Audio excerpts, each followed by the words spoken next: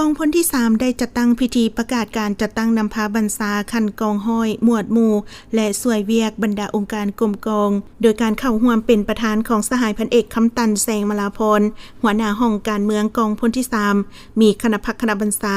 คณะห้องแผนกการที่เกี่ยวข้องพนักงานหลักแรงพร้อมด้วยนายทหารที่ได้รับการแต่งตั้งหน้าที่ใหม่เข้าร่วมสหายพันโทวงศ์ประเสริฐนัดอุดมหัวหน้าแผนกพนักงานกองพลที่3ได้ผ่านข้อตกลงของกองพลว่าด้วยการแต่งตั้งพนักงานสวยเวียกอยู่บรรดาองค์การกรมกองหลายตำแหน่งงานตามความเห็นห้องต้องการหน้าที่การเมืองระยะใหม่เพื่อเห็นให้กรมกองมีความเข้มแข็งขึ้นเทอละก้าวโอกาสนี้สหายพันเอกคำตันแสงมลาพรได้โอ้ล้มหลายปัญหาสำคัญ